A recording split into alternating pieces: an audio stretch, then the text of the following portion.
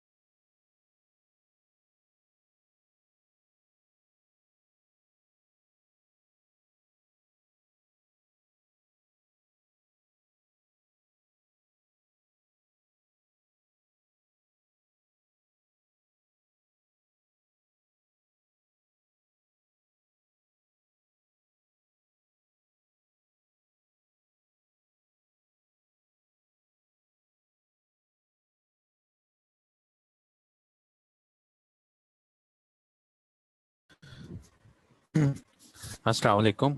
आवाज़ आ रही है? आवाज़ का फीडबैक कोई बच्चा दे दे मुझे मैसेज करके। भाई मैसेज मुझे वॉइस का फीडबैक दे दें, उसके बाद हम 5 मिनट इंतज़ार करेंगे, बेटा फिर आवाज आ रही कंटिन्यू ठीक है। करेंगे जब तक। जी चले ठीक है, मैं इंतज़ार करूँगा। स्टूडेंट्स जो हैं वो ज्वाइन कर रहे हैं।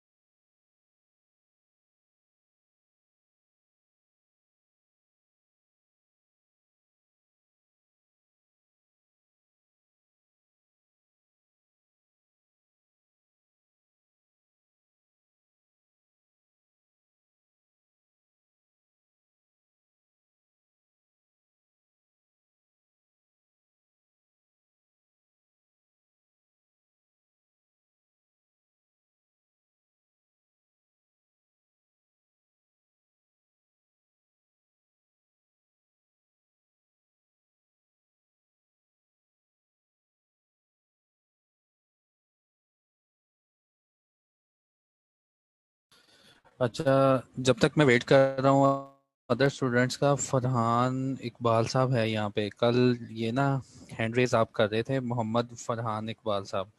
तो आपका कुल कोई क्वेश्चन था तो काइंडली मुझे टाइप करके भेजें। कल आपने 3-4 बार ना क्लास ड्यूरिंग द सेशन आपने हैंड रेज किया था, तो होपफुली शायद आपका कोई क्वेश्चन या कंसर्न था जो मैं स्किप कर गया। तो आप रिक्वेस्ट है, आप ज़रा वो मैसेज मुझसे टाइप करके पूछ लें।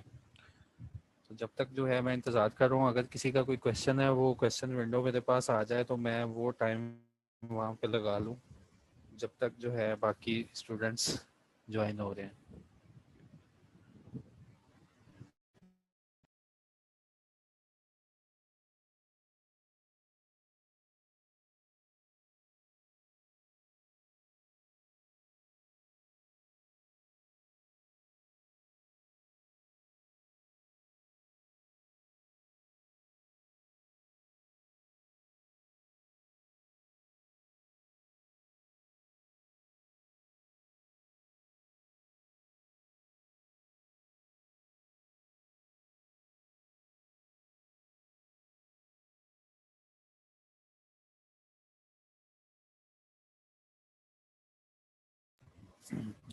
अच्छा, कल की डिस्कशन में था कि डायरेक्टर जो है ना अपनी सैलरी की जो सैलरी को फिक्स नहीं करेंगे, उसकी हाँ पॉलिसी बनाएंगे। पॉलिसी बनाने के बाद उनके ऊपर वो सब नजम साहब सेक्शन अप्लाई हो जाएंगे कि हमने कंपनीज एक्ट के पढ़े हैं ना, कि इंटरेस्टेड डायरेक्टर्स जो है विल नॉट पार्टिसिपेट। और जो भी सेक्शन हमने पढ़े थे जहाँ जहाँ डायरेक्टर का इंटरेस्ट होता है, वो उस डिस्कशन में उस मीटिंग में नहीं था। तो पॉलिसी ज़रूर बनाएंगे, लेकिन उसको अप्रूव किया जाएगा जनरल मीटिंग में। और अगर कंपनी वो पॉलिसी एक फ़िक्स कर देती है तो वो कंपनी अपने असूल यानी आर्टिकल में भी ये लिख सकती है। तो डायरेक्टर की सैलरी का स्केल जो भी बनाना है, हमें गाइडलाइन मिली थी कि जनरल मीटिंग या कंपनी के आर्टिकल्स में देख लो, अगर मीटिंग ने अप्रूव करके आर्टिकल्स में ये बात लिखी हुई है।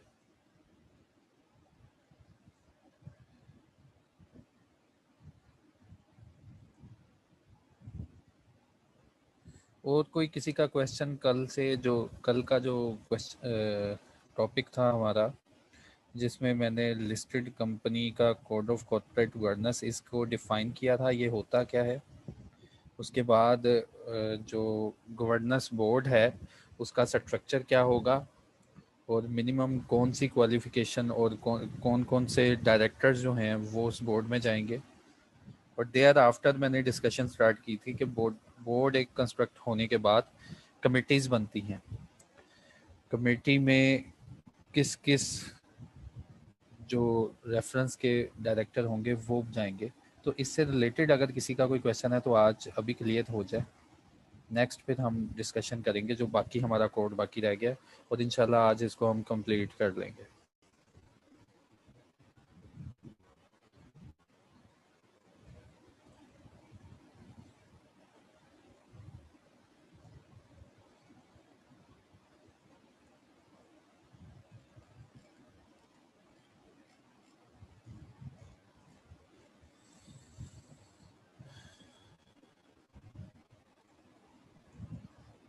चलिए 2 minute.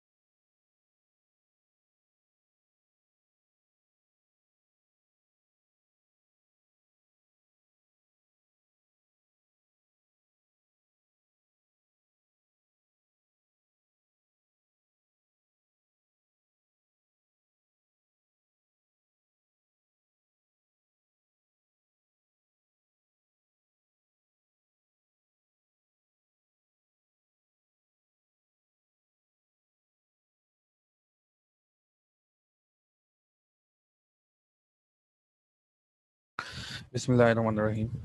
Listed companies code of corporate governance, ये 2019 का कोड है। और इसकी ब्यूटी ये है कि ये थोड़ा रिलेटेड है और ज़्यादा फ्लेक्सिबल है। इसमें मैंडेटरी प्रोविजंस हैं, इसमें नॉन मैंडेटरी प्रोविजंस हैं, और इसमें रिकमेंडेटरी प्रोविजंस है। मैंडेटरी प्रोविजंस क्या है, तो लिस्टेड कंपनी के कोड ने हमें बताया कि मैंडेटरी प्रोविजंस ऐसी प्रोविजंस होती हैं जो कि बनी ही इसलिए हैं कि आपने उनको फॉलो ही करना है, इसके अलावा हाल कोई है ही नहीं। उसके बाद नॉन मैंडेटरी प्रोविजंस ऐसी प्रोविजंस जिनको आप कंप्लाई करोगे या एक्सप्लेन करोगे। मैंडेटरी प्रोविजंस को डिफाइन करने के बाद कोड 19 ने हमें बताया है कंप्लाई या एक्सप्लेन। तुम इस बात को कंप्लाई करो या इसको एक्सप्लेन कर दो, कि इससे अच्छा कोई अल्टरनेटिव तुम्हारे पास है तो उसको एक्सप्लेन कर दो कि तुम इस बात को कैसे फॉलो कर रहे हो। फिर उसके बाद ना इस कोड में कुछ प्रोविजंस ऐसी बच जाती हैं जिन प्रोविजंस के नाम साथ लिखा होता है हम इनकरेज करते हैं, रिकमेंड करते हैं, या जनरल बात लिखी होती है।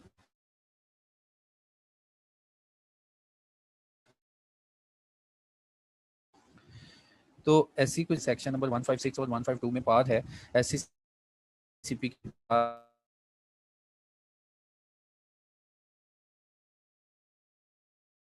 जो वो ड्राइव करता है, वो एक स्टैट्यूटरी रेगुलेटरी ऑर्डर इशू कर देगा, और उसमें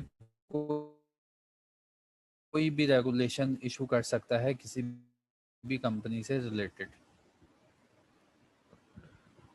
वॉइस प्रॉब्लम, किसी और को इशू है वॉइस का?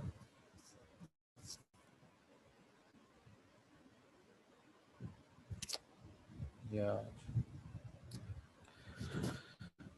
हाँ। अगर वॉइस प्रॉब्लम है तो मैं अपना नेट जो है इसको रीस्टार्ट करता हूँ। वॉइस इशू है।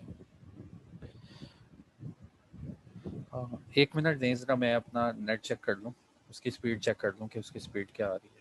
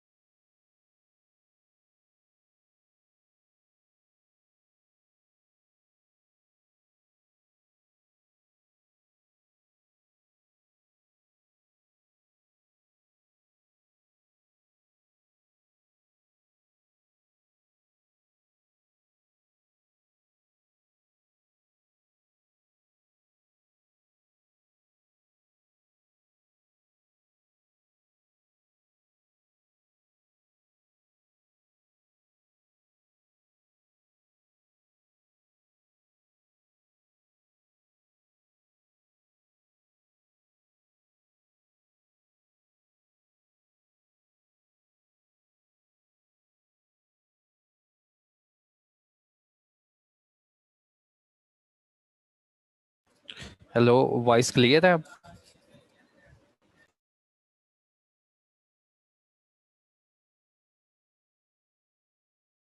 Hello,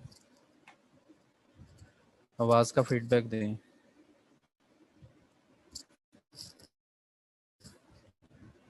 start. जी सर, आवाज क्लियर है। बच्चों का ना मैसेज आ रहा है मुझे कि वॉइस प्रॉब्लम है। सर मुझे तो ठीक आ रही है। मैं होस्ट बात कर रहा हूँ नवी। ठीक है,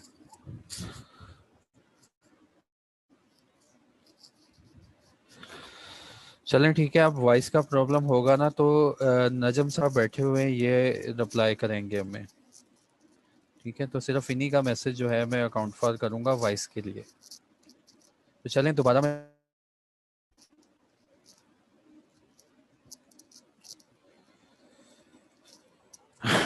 तो इस कोड में तीन किस्म की प्रोविजंस हैं, मैंने आप रेगुलेशंस हैं। फर्स्ट वन मैंडेटरी, दूसरा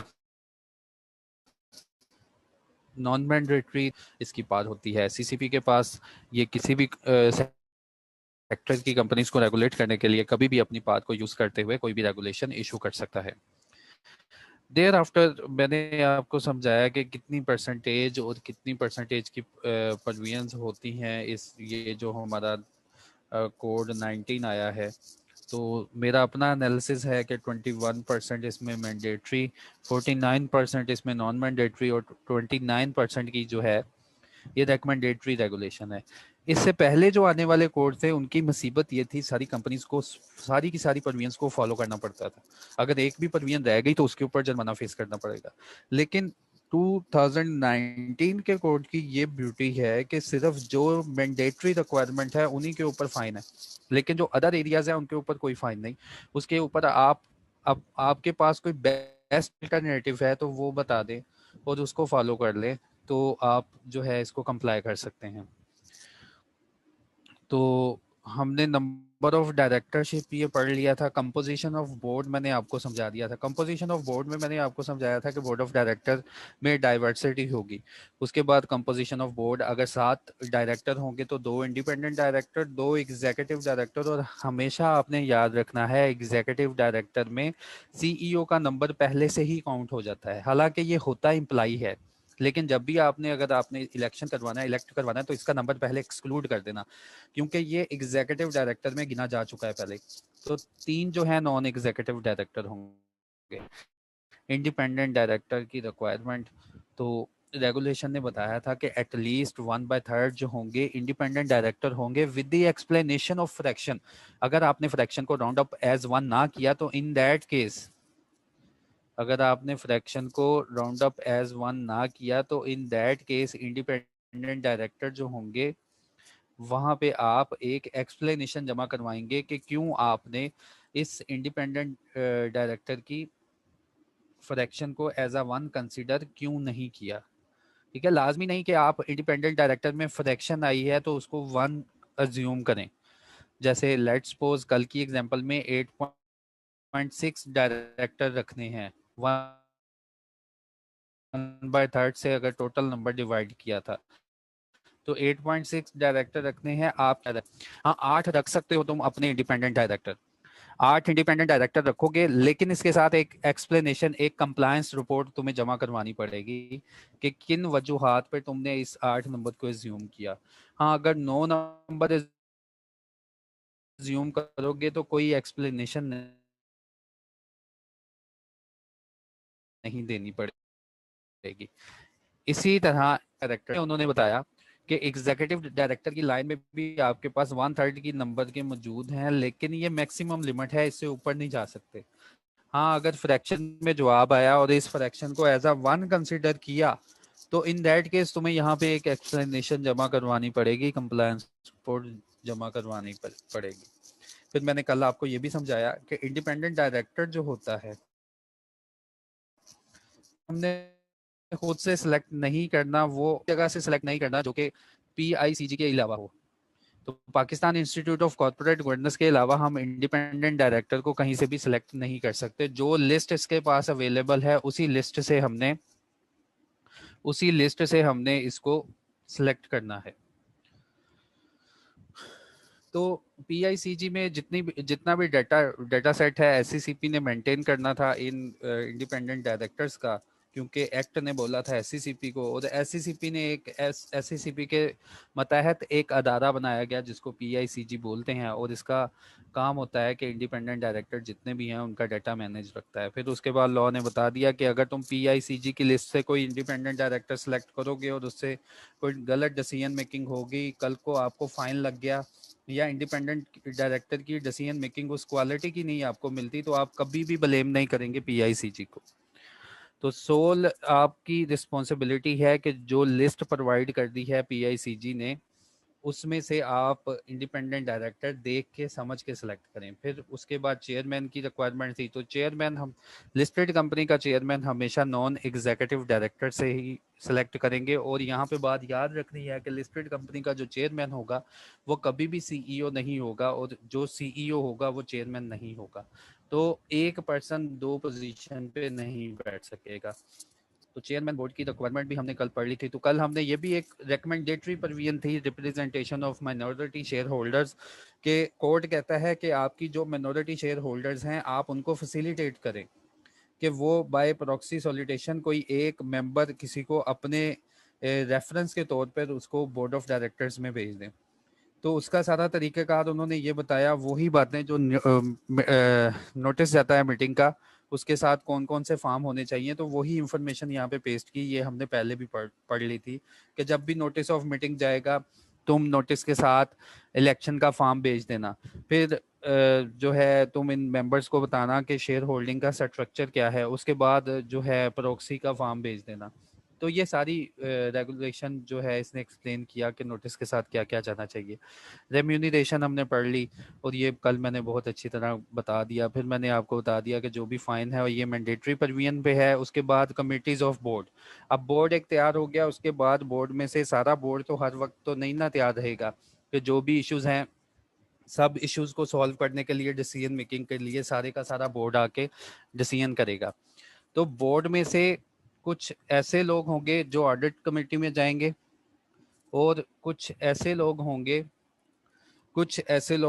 जो फाइनेंस कमेटी में जाएंगे। तो जो भी इनकी कमेटीज हैं उनमें ये इनकी डिवीजन हो जाएगी। लेकिन कुछ कमेटीज ऐसी हैं जिससे कंसर्न बनता है, उनकी क्वालिटी से, उनकी डिसीजन मेकिंग से कंसर्न बनता है कि इन कमेटीज को अगर अच्छा कर लिया जाए तो होपफुली हमें यकीन है कि कंपनीज में जो भी हो रहा है वो इन कंट्रोल होगा।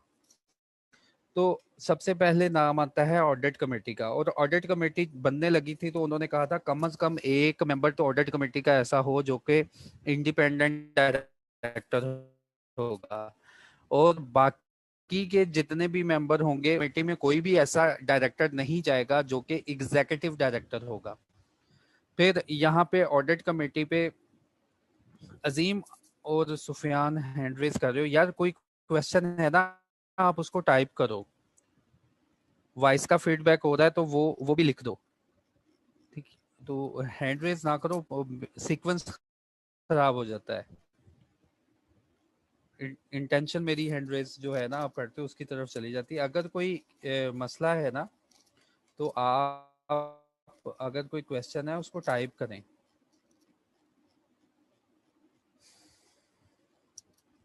आवाज कट रही है, नजम साहब फीडबैक दें जरा यार आवाज का।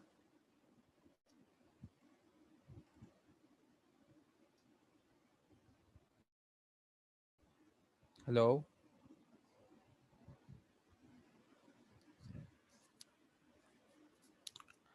आवाज क्लियर है नजम साहब? ठीक है, नजम साहब कह रहे हैं आवाज आ रही है, तो आवाज क्लियर है। और ड्यूरिंग द अब यार सेशन आप काइंडली हैंड रेज ना करना, क्योंकि हैंड रेज मुझे शो होता है तो मेरी सारी इंटेंशन उसकी तरफ चली जाती है। आप लोगों का कोई क्वेश्चन है ना किसी भी प्रोविजन से या किसी भी रेगुलेशन से, उसको टाइप करके पूछो। ओके, ऑडिट कमेटी जो होगी, जो बोर्ड ऑफ डायरेक्टर मजीद आगे डायरेक्टर निकलेंगे जो कि डिसीजन मेकिंग करेंगे, कि ऑडिट से रिलेटेड जो डिसीजंस करेंगे उनमें लॉ की रेगुलेशन की रिक्वायरमेंट है कि उसमें लिस्टेड कंपनी के केस में कम से कम एक इंडिपेंडेंट डायरेक्टर जाएगा उस कमेटी में, ज्यादा जितने मर्जी चले जाए लेकिन कम से कम एक होना चाहिए। और उसके बाद बाकी के जो मेंबर्स होंगे, एटलीस्ट जो 3 मेंबर्स की है, तो बाकी जो मेंबर्स होंगे तो वो नॉन एग्जीक्यूटिव डायरेक्टर होंगे। यानी कि कम से कम अगर तुमने 3 लोग ऑडिट कमेटी में भेजने हैं तो 2 नॉन एग्जीक्यूटिव होंगे और एक इंडिपेंडेंट डायरेक्टर होगा। इससे ऊपर जितनी तादाद बनानी बना लो, लेकिन कम से कम 3 की तो कमेटी बनेगी, लॉ ने कह दिया। और एक जो है इंडिपेंडेंट डायरेक्टर होगा, और जो इंडिपेंडेंट डायरेक्टर होगा ना वही इसी कमेटी का चेयरमैन होगा, उसी की सुपरविजन में सारी डिसीजन मेकिंग होगी। फिर उसके बाद क्वेश्चन आया कि इस कमेटी का सेक्रेटरी कौन होगा। तो लॉ ने बताया, हमें रेगुलेशन ने बताया, इस कमेटी का ये जो सेक्रेटरी बैठा है ना, ये वो होगा, या तो कंपनी का ही सेक्रेटरी ले लें, या अगर कंपनी का सेक्रेटरी नहीं है तो head of internal department, head of internal audit का जो हेड है उसको आप इस मीटिंग का जो है आप सेक्रेटरी अनाउंस कर दें कि वो इस मीटिंग की सेक्रेटेरियल प्रैक्टिसेस और रिस्पॉन्सिबिलिटीज पूरी करेगा। फिर लॉ ने बताया कि अच्छा, अगर ये 3 लोग जा रहे हैं ना इस मीटिंग में, इंडिपेंडेंट डायरेक्टर और दूसरे 2 नॉन एग्जीक्यूटिव डायरेक्टर, तो इनमें से कम कोई एक बंदा ऐसा होना चाहिए जो कि फाइनेंशियल लिटरेट हो। तो फाइनेंशियल लिटरेट जो होगा पर्सन, वो ऐसा पर्सन होगा जिसको रेगुलेशन ने बताया था कि मेरी नज़र में फाइनेंशियल लिटरेट ऐसा पर्सन होता है जिसका कम से कम 10 साल का एक्सपीरियंस हो ऑडिट कमेटी का, कि वो किसी लिस्टेड कंपनी में ऑडिट कमेटी में बैठता रहा है, 10 साल हो चुके हैं उसे, और फिर उसका 20 साल का सीनियर मैनेजमेंट का कोई एक्सपीरियंस है, और उसके पास प्रोफेशनल डिग्री है या उसके पास कोई पोस्ट ग्रेजुएट डिग्री है। तो ऐसा कोई पर्सन रेगुलेशन की नज़र में फाइनेंशियल लिटरेट है। उसके बाद इस कमेटी में कभी भी जो सीईओ, जो कि हायर रैंक ऑफ एम्प्लॉय है, परफॉर्मेंस के लिए रिस्पॉन्सिबल है, वो कमेटी में का हिस्सा मेंबर नहीं होगा। लेकिन सीईओ और सीएफओ जो कि फाइनेंशियल परफॉर्मेंस के लिए रिस्पॉन्सिबल होता है, तो वो कमेटी का हिस्सा नहीं होंगे। हाँ, अगर इस कमेटी ने उनको बुलाया तो इनकी इनविटेशन के ऊपर ये पर्सन जो है इस कमेटी के सामने पेश हो सकते हैं। तो जो ऑडिट कमेटी के टीओआर है, टर्म्स ऑफ रेफरेंस, कि इसके फंक्शंस क्या है, इसकी रिस्पॉन्सिबिलिटीज क्या है, इसकी लिमिट्स क्या है, ये टीओआर जिम्मेदारी है सारे के सारे बोर्ड की। टीओआर बोर्ड, जो कंप्लीट बोर्ड है, ऑडिट कमेटी को टीओआर देगा कि ये आपकी टर्म्स एंड कंडीशन है, आपने इनमें रहते हुए सारे काम अपने परफॉर्म करने हैं। तो ये थी ऑडिट कमेटी, और ये मैंडेटरी कमेटी है, ये बननी ही बननी है। इसके अलावा कोई कंप्लायंस का तरीका नहीं है कंपनी के पास, ऑडिट कमेटी बनानी। तो ये ऑडिट कमेटी कवर कर दी मैंने।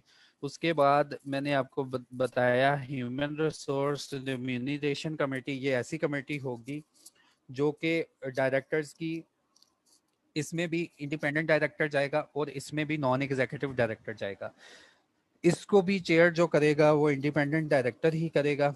उसके बाद इस जो कमेटी है, इसमें अगर इन्होंने बनाना है चीफ एग्जीक्यूटिव ऑफिसर को अपना कोई मेंबर बनाना है तो बना सकते हैं, क्योंकि इन्होंने कोई पॉलिसीज वगैरह, कोई प्लान वगैरह, कोई हायरिंग रिक्रूटमेंट वगैरह, तो सारे जो काम शाम है इन्होंने करने हैं। इस वाले जो बोर्ड ऑफ डायरेक्टर्स होंगे इन्होंने करने हैं। तो हमने कल इसको भी डिटेल में पढ़ा था कि इनके क्या क्या फंक्शन होते हैं। तो यहाँ पे आके मैंने रेफर कर दिया था आपको कि कोड में डिटेल में इसमें इसके फंक्शंस हैं कि ये कौन कौन सी डिसीजन मेकिंग करेंगे, वो आपको एक नज़र देख लेना चाहिए। क्योंकि आप फाइनेंस के स्टूडेंट हैं, अगर आप देखेंगे ना एक कि वो वाली प्रोविजंस के इनके क्या क्या काम है, तो आपको आइडिया हो जाएगा, क्लियर हो जाएगा कि अच्छा ये ह्यूमन रिसोर्स कमेटी है और इसने ये चीज़ें, ये फंक्शन परफॉर्म करते हैं। ठीक है। ह्यूमन रिसोर्स कमेटी के बाद मैंने आपको पढ़ाया था जी नॉमिनेशन कमेटी। तो नॉमिनेशन कमेटी क्या है? नॉमिनेशन कमेटी एक रिकमेंडेटरी कमेटी है।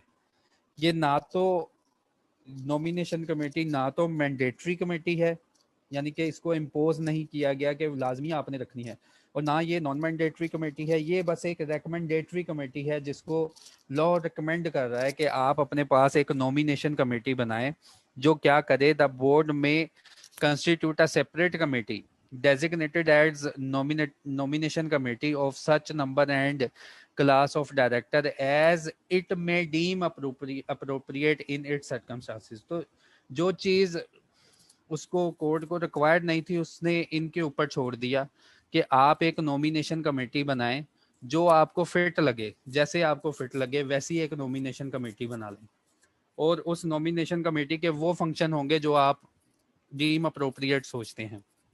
नॉमिनेशन कमेटी किस काम के लिए रिस्पॉन्सिबल होगी?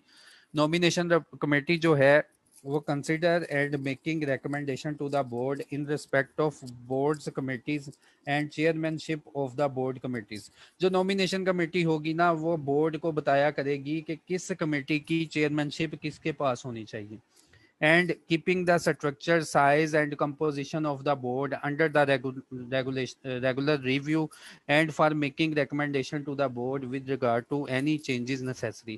तो इसके पास सारी composition of board जो होगी वो होगी, और ये रेगुलर उसको रिव्यू करते रहेंगे और रिकमेंड करते रहेंगे बोर्ड ऑफ डायरेक्टर्स को कि क्या चेंजिंग होनी चाहिए, क्या नेसेसरी चेंजिंग होनी चाहिए कमिटीज के अंदर या बोर्ड के स्ट्रक्चर के अंदर। तो ये नॉमिनेशन कमेटी एक रिकमेंडेटरी कमेटी है, तो बोर्ड ने अनाउंस कर दिया।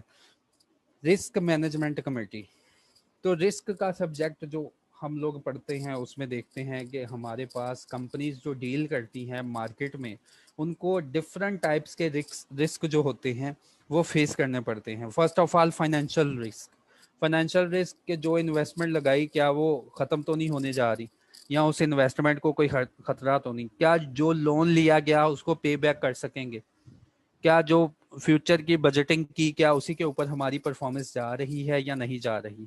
ऑपरेशनल रिस्क, क्या हमारे ऑपरेशन वैसे ही परफॉर्म हो रहे हैं जैसे सोचा था, क्या कोई ऐसा रिस्क या कोई थ्रेट तो नहीं आ रहा जो हमारे ऑपरेशंस ही खत्म हो जाएंगे, गवर्नमेंट की तरफ से आ जाए या एम्प्लॉयज की तरफ से आ जाए। तो क्या हम कंप्लायंस जो है हमारी सारी की सारी वैसे ही है जैसा गवर्नमेंट रिक्वायर कर रही है। तो ये सारे की सारी बातें जो कि नॉन हैपनिंग है वो रिस्क मैनेजमेंट कमेटी के पास जाएंगे। बोर्ड की जिम्मेदारी है बोर्ड में, और ये भी उन्होंने रिकमेंड किया कि आप लोग, आप मे का लफ्ज यूज हुआ है ना, इसमें शैल का लफ्ज यूज हुआ है, तो ये भी मेरी नजर में रिस्क मैनेजमेंट जो कमेटी है ये भी एक रिकमेंडेटरी कमेटी है। बोर्ड में, बोर्ड की अगर दिल किया बोर्ड का तो वो बना सकता है risk management committee of such number and such class of directors as it may deem appropriate in the circumstances. तो रेगुलेशन ने कह दिया कि ये जो है बोर्ड की सोल जो है डिस्क्रिशन पे है कि आप एक रिस्क मैनेजमेंट कमेटी बना सकते हैं, और उसमें जो आपका दिल किया, जिस क्लास का डायरेक्टर आपको चाहा, आप इस कमेटी में बिठा दें। To carry out review of effectiveness of risk management process and present a report to the board. कहता है इस कमेटी का काम होगा कि रिस्क मैनेजमेंट प्रोसेस जो है, जो भी रिस्क मैनेजमेंट प्रोसेस है जिसमें आप फाइनेंशियल रिस्क, ऑपरेशनल रिस्क, उसके बाद कंप्लायंस रिस्क वगैरह की बातें, और कौन कौन से रिस्क आपकी कंपनी को अफेक्ट कर रहे हैं। अच्छा, अगर कोई रिस्क अफेक्ट कर रहा है तो उसको डील कैसे किया, उसको मिटिगेट कैसे किया, क्या वो मिटिगेट हुआ या नहीं हुआ, वो सारी रिपोर्ट बनाएगी और बोर्ड के सामने पेश करेगा। टर्म्स ऑफ रेफरेंस जो है इसकी रिस्पॉन्सिबिलिटीज में क्या क्या शामिल है, टर्म्स ऑफ रेफरेंस भी इसका बोर्ड ही बनाएगा। अगर ये बोर्ड को कह दिया गया ना कि अपनी एक कमेटी बना लो जिसका फंक्शन बस ये हो कि देखे कि कोई रिस्क तो नहीं अफेक्ट कर रहा आपके, तो इसका टर्म्स ऑफ रेफरेंस कम से कम 3 पॉइंट पे तो होना ही चाहिए कि monitoring and review of all material control. जो आपके मटेरियल कंट्रोल जैसे फाइनेंशियल, ऑपरेशनल और कंप्लायंस रिस्क है उनको मॉनिटर कैसे किया गया, और उनको रिव्यू बार बार कैसे आपने देखना है कि कोई रिस्क अगेन तो नहीं वहां से अराइज हो रहा। Risk mitigation measures and robust and integrity of financial information is ensured. फिर इन्होंने देखना है कि रिस्क जो है हमने उसको रिस्क मिटिगेशन जो प्रोसेस है वो बिल्कुल इफेक्टिव है, और जो इंटेग्रिटी है फाइनेंशियल इंफॉर्मेशन की वो भी इंश्योर्ड हमने की है। Appropriate extent of disclosure of company risk framework, और ये भी देखेंगे कि जो फ्रेमवर्क ने डिस्क्लोजर की रिक्वायरमेंट दी है। फ्रेमवर्क का मतलब कि जो हमारे ऊपर IFRS या कंपनीज एक्ट ने जो जो डिस्क्लोजर हमें बोले हैं, क्या हमने वही डिस्क्लोजर अपनी डायरेक्टर रिपोर्ट में और कंट्रोल सिस्टम के हवाले से दिए हैं या नहीं। तो ये सारा का सारा सिस्टम होता है रिस्क मैनेजमेंट कमेटी के पास।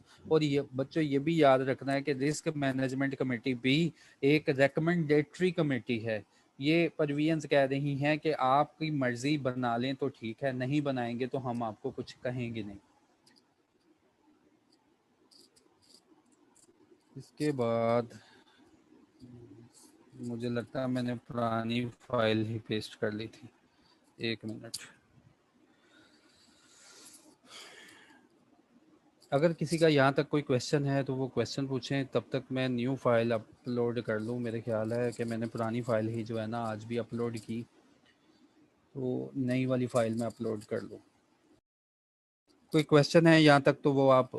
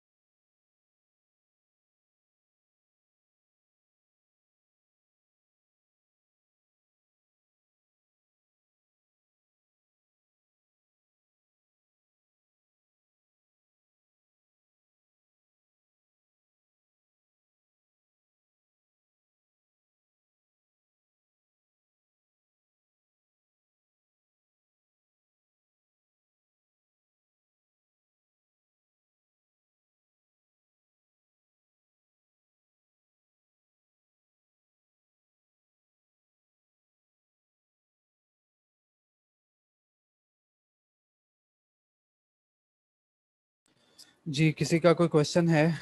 फाइल कन्वर्ट हो रही है अभी, इंशाल्लाह 2-3 मिनट में आपके सामने होगी।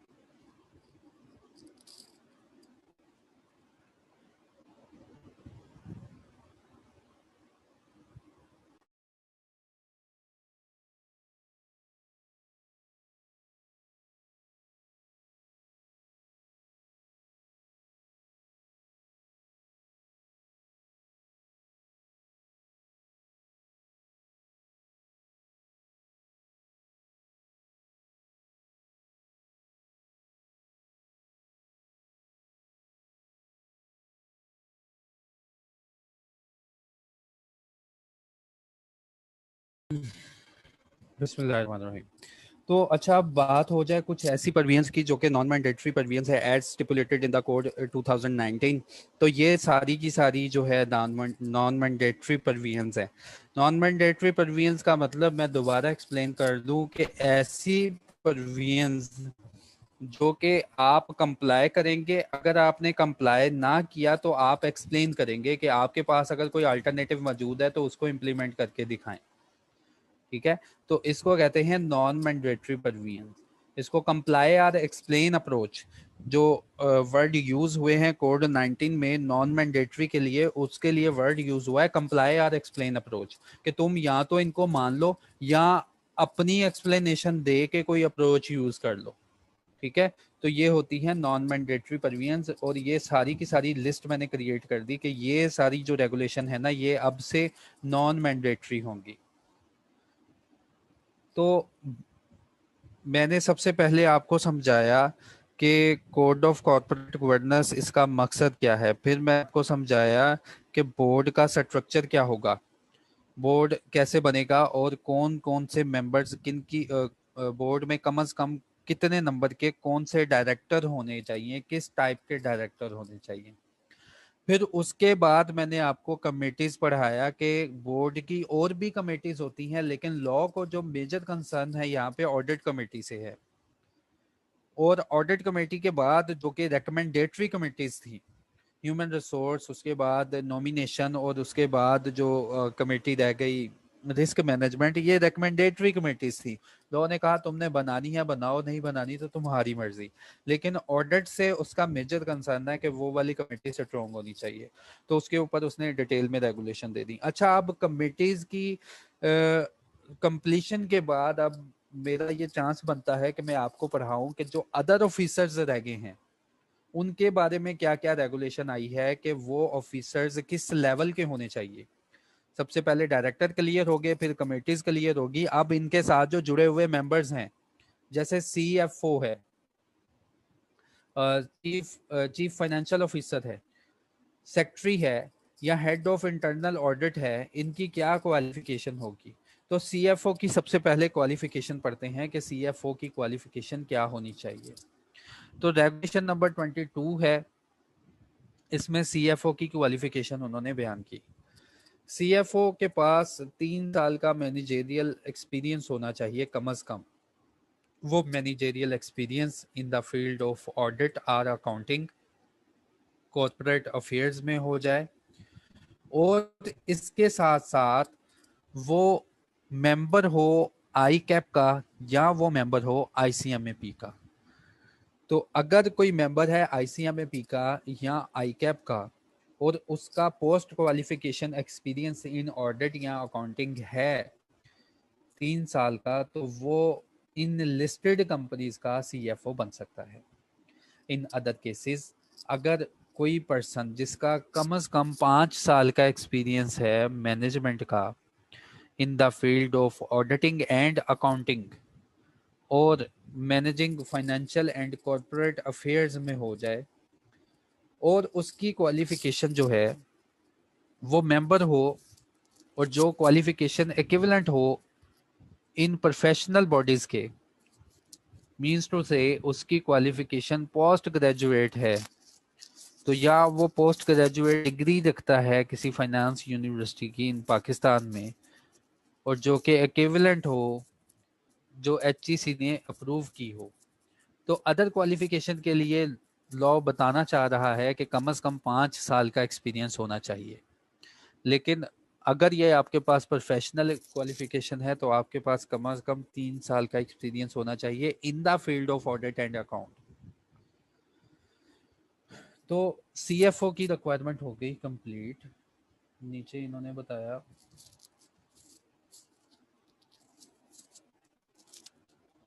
वो person is at least 7 years of managerial experience in the field of audit and accounting, corporate affairs, has a suitable degree from a university or abroad equivalent graduate degree recognized approved। अच्छा, नीचे उन्होंने बताया graduation वाले का कि अगर आपके पास abroad की कोई डिग्री है या सूटेबल कोई ऐसी कोई अदर डिग्री है तो उसके लिए 7 साल का एक्सपीरियंस है। CFO बनने के लिए 3 साल का एक्सपीरियंस है पोस्ट क्वालिफिकेशन प्रोफेशनल डिग्री का।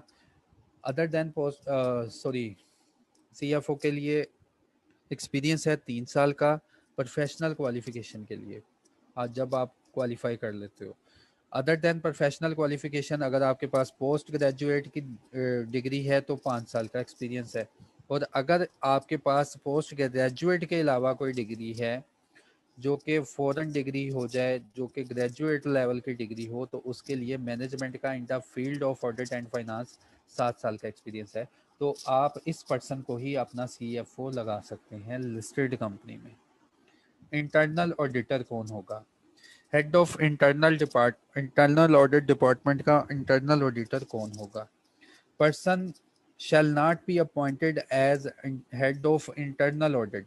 कोई भी person head of internal auditor appoint नहीं होगा, head of internal audit appoint नहीं होगा कोई भी पर्सन जब तक उसके पास ये वाला क्वालिफिकेशन एक्सपीरियंस ना हो। Has 3 year relevant experience in the audit and finance और compliance function is the member of I cap या आईसीएम में भी। तो 3 साल का एक्सपीरियंस उसका ऑडिट या फाइनेंस में हो और वो आईसीएम में या आई कैप का मेंबर हो, पहली ये रिक्वायरमेंट होगी।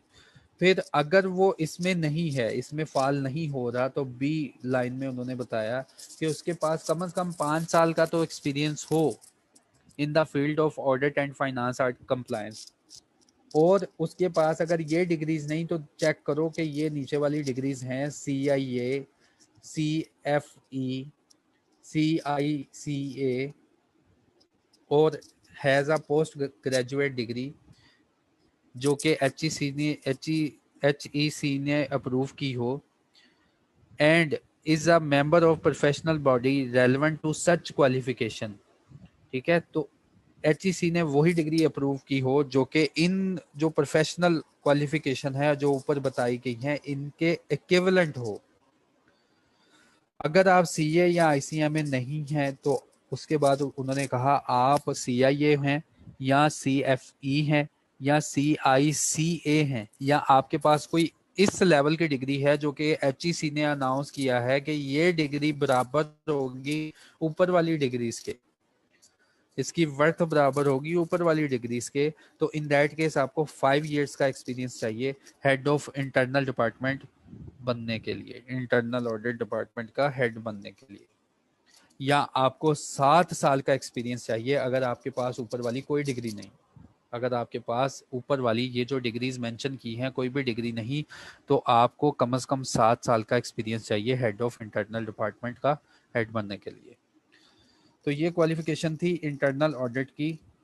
उसके बाद है सेक्रेटरी की क्वालिफिकेशन। उन्होंने कहा सेक्रेटरी की क्वालिफिकेशन वो होनी चाहिए जो कि लॉ ने बताया है कि सेक्रेटरी की क्या क्वालिफिकेशन होनी चाहिए, जो कि SCCP ने अनाउंस किया है कि जो एक सेक्रेटरी होगा वो कितना क्वालिफाइड होगा लिस्टेड कंपनी के लिए।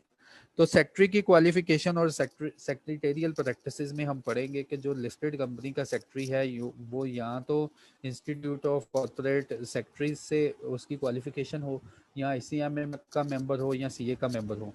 तो वो सारी क्वालिफिकेशन क्राइटेरिया वहाँ पे पड़ा हुआ है और हमने वहाँ पे जाके पढ़ना है। तो याद रखना है इसका सेक्रेटरी भी एक क्वालिफाइड मेंबर होता है। तो यहाँ पे ये 3 बंदे जो थे इन्होंने कवर कर दिए कि जो CFO है वो जो कि फाइनेंशियल परफॉर्मेंस के लिए रिस्पॉन्सिबल होता है, उसकी प्रेजेंटेशन के लिए और कंप्लायंस के लिए। और उसके बाद CIA जो कि हेड ऑफ इंटरनल ऑडिट उसको कवर कर दिया। और उसके बाद कंपनी सेक्रेटरी जिसने कंप्लायंस जो है SCCP के साथ फाइल करनी है, ये सब क्वालिफिकेशन क्राइटेरिया में अप्रूव हो गए। उसके बाद approval regulation board of director shall determine the appointment remuneration terms and condition of the employment of CFO, company secretary and head of internal audit of the company. Board of directors in तीनों बंदों को appoint करेंगे, company secretary को, CFO को और head of internal audit of the company. Board of director इनको appoint करेंगे, इनकी सैलरीज डिटरमिन करेंगे और terms and condition of employment भी बोर्ड ऑफ डायरेक्टर्स इनकी सिलेक्ट करेंगे। उसके बाद रिमूवल रेगुलेशन के अगर इन 3 बंदों को रिमूव करना है, removal of the CFO, company secretary, head of internal audit of a company shall be made with the approval of the board of directors। अगर इन तीनों में से किसी को रिमूव करना है तो पहले बोर्ड ऑफ डायरेक्टर्स की अप्रूवल चाहिए, फिर ये 3 लोगों में से कोई एक बंदा जिसको भी रिमूव करना है रिमूव किया जा सकता है। लेकिन जो हेड ऑफ इंटरनल डिपार्टमेंट है ना, head of internal audit department है, उसको रिमूव करने के लिए ऑडिट कमेटी की भी रिकमेंडेशन चाहिए। यानी CFO और सेक्रेटरी सेक्रेटरी को रिमूव करने के लिए बोर्ड की अप्रूवल चाहिए। बोर्ड की अप्रूवल होगी तो ये रिमूव होंगे। लेकिन जो head of internal audit department है उसको रिमूव करने के लिए बोर्ड की अप्रूवल प्लस जो ऑडिट कमेटी है उसकी रिकमेंडेशन भी चाहिए, उसकी अप्रूवल भी चाहिए, तो फिर वो पर्सन रिमूव होगा। Responsibility for financial reporting and corporate compliance. Financial statements endorsed by CFO and CEO Regulation number 25. Chief Executive Officer and CFO shall duly endorse. जो CFO होगा और CEO होगा वो क्या करेंगे, जो भी फाइनेंशियल स्टेटमेंट होगी या क्वार्टरली होगी, हाफ ईयरली होगी और फाइनेंशियल स्टेटमेंट एनुअल जो होगी, वो बोर्ड के सामने जब पेश करने लगेंगे ना, बोर्ड के सामने रखने लगेंगे तो उसके ऊपर अपने सिग्नेचर करेंगे। External auditor regulation. CEO and CFO shall have the annual and interim financial statements. उन्होंने कहा CEO और CFO के पास कंपनी की परफॉर्मेंस होती है, एनुअल या interim, both separate or consolidated where applicable, जैसी भी रिक्वायरमेंट हो, initialed by external auditor before presenting it to the audit committee. उन्होंने कहा कि अगर आपने CEO या CFO तुमने जो भी फाइनेंशियल स्टेटमेंट प्रेजेंट करनी है बिफोर द ऑडिट कमेटी, तो उसके ऊपर पहले एक्सटर्नल ऑडिटर के इनिशियल्स ले लेना। तो ये रेगुलेशन थी। इसके बाद composition of internal audit function. हमें पता है कंपनीज के अंदर इंटरनल ऑडिट फंक्शन होता है। इंटरनल ऑडिट फंक्शन में इसका जो हेड होगा उसके ऊपर क्वालिफिकेशन पढ़ के आए हैं। जो इंटरनल ऑडिट डिपार्टमेंट का हेड होगा उसकी अभी क्वालिफिकेशन पढ़ी, लेकिन इसकी कंपोजिशन क्या होनी चाहिए ये नॉन मैंडेटरी रिक्वायरमेंट जो कि रेगुलेशन ने एक्सप्लेन की कि देयर शैल बी एन, हम सोचते हैं कि यहाँ पे एक इंटरनल ऑडिट फंक्शन होना चाहिए in every listed company. Head of internal audit shall functionally report to the audit committee. Head जो है इंटरनल ऑडिट का, हमने पीछे भी पढ़ा था कि ऑडिट कमेटी को ये रिस्पॉन्सिबल होता है। और एडमिन की बात माने तो ये CFO के नीचे होता है, क्योंकि ये दोनों एम्प्लॉइज हैं। और एम्प्लॉइज को देखा जाए ना तो CEO सबसे ऊपर हाईएस्ट रैंक का एम्प्लॉय है, तो अदर एम्प्लॉइज इसके नीचे आते हैं। कहता है अगर आप एडमिन की नज़र से देखोगे ना तो हेड ऑफ इंटरनल ऑडिट जो है वो CEO के नीचे आता है, लेकिन फंक्शनली इसके काम क्या होते हैं ये डायरेक्ट रिपोर्ट कर रहा होता है ऑडिट कमेटी को। और उसकी performance and his performance appraisal shall be done by jointly chairman of the audit committee. और इसकी परफॉर्मेंस जो है इंटरनल ऑडिट के हेड की परफॉर्मेंस जो है वो चेयरमैन ऑफ ऑडिट कमेटी यानी इंडिपेंडेंट डायरेक्टर और CEO मिल के इसकी परफॉर्मेंस अप्रेजल जो है उसको देखते हैं। No director on the board shall be appointed in any capacity. उन्होंने कह दिया कोई भी डायरेक्टर है ना बोर्ड का, किसी भी कैपेसिटी का है, किसी भी कंपनी का है, वो उसी कंपनी के लिए उसके इंटरनल ऑडिट फंक्शन का हेड नहीं मुकर्रर हो सकता। Board shall ensure that internal audit team comprise of the expert. फिर बोर्ड इंश्योर करे कि इंटरनल ऑडिट जो टीम है वो एक्सपर्ट्स की होनी चाहिए। फिर उसके बाद company shall ensure that head of internal audit is suitably qualified. तो कंपनी ये इंश्योर करे कि जो क्वालिफिकेशन क्राइटेरिया हमने ऊपर बता दिया ना, तो कोई ऐसा बंदा ही रखें जो कि इसके ऊपर क्वालिफाइड हो रहा हो। तो उसके बाद बाज़ दफ़ा हमने देखा है कि इंटरनल ऑडिट फंक्शन जो होता है ना वो आउटसोर्स कर दिया जाता है, तो उसके ऊपर भी रेगुलेशन आई है। तो इन्होंने बताया कि इंटरनल ऑडिट फंक्शन होना चाहिए कि आप अपनी फाइनेंशियल परफॉर्मेंस और ऑपरेशनल परफॉर्मेंस के लिए अपने आप के चेक्स बनाएं, इंटरनल ऑडिट बनाएं। तो अगर आपका इंटरनल ऑडिट बना है तो इंटरनल ऑडिटर डिपार्टमेंट का जो हेड होगा वो फंक्शनली देखा जाए तो ऑडिट कमेटी को रिपोर्टिंग कर रहा होता है, लेकिन एडमिन की नजर से देखा जाए तो वो CEO के नीचे आएगा। तो उसकी परफॉर्मेंस फिर दोनों चेक करेंगे, जो चेयरमैन ऑफ ऑडिट कमेटी होगा और CEO होगा। तो इसके बाद बाज दफ़ा इन्होंने कहा कि ऐसा होता है कि इंटरनल ऑडिट फंक्शन सारे का सारा किसी फर्म से करवाया जा रहा होता है। कोई फर्म जो होती है वो इंटरनल ऑडिट फंक्शन परफॉर्म कर रही है। तो जो इंटरनल ऑडिट फंक्शन अगर तुमने आउटसोर्स करना है, इंटरनल ऑडिट फंक्शन के कंपनी के पास अपना इंटरनल ऑडिट और ना इंटरनल ऑडिट का कोई हेड है, लेकिन वो चाह रही है कि सारा के सारा फंक्शन जो है आउटसोर्स करवा लिया जाए किसी फर्म से, तो यहाँ पे रिक्वायरमेंट है company shall not appoint its existing external auditors. जो एक्सटर्नल ऑडिटर्स होंगे ना, आपने उसको अपना इंटरनल ऑडिट फंक्शन आउटसोर्स नहीं करना। ना तो ऐसे ऑडिटर को आपने अपना इंटरनल जो ऑडिट फंक्शन है उसको आउटसोर्स करना है कि आप हमारा डे टू डे ऑडिट करें। ऐसे बंदे को आउटसोर्स नहीं करना जिसने आपका पूरे का ऑडिट करना है एक्सटर्नल ऑडिटर को। ना उसको आपने रेफर करना है, ना आपकी एसोसिएटेड कंपनी या एसोसिएटेड अंडरटेकिंग का जो एक्सटर्नल ऑडिटर है उसको इसको आउटसोर्स करना है।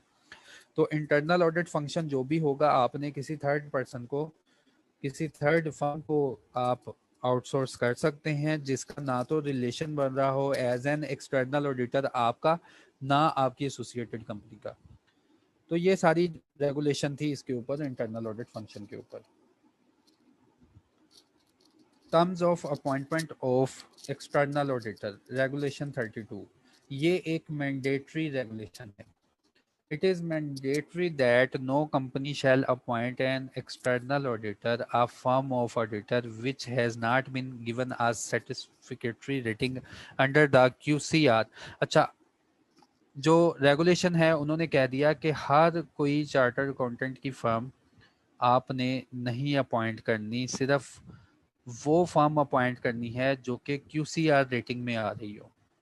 तो QCR रेटिंग वाली फर्म्स सिर्फ और सिर्फ लिस्टेड कंपनी का ऑडिट परफॉर्म कर सकेंगी।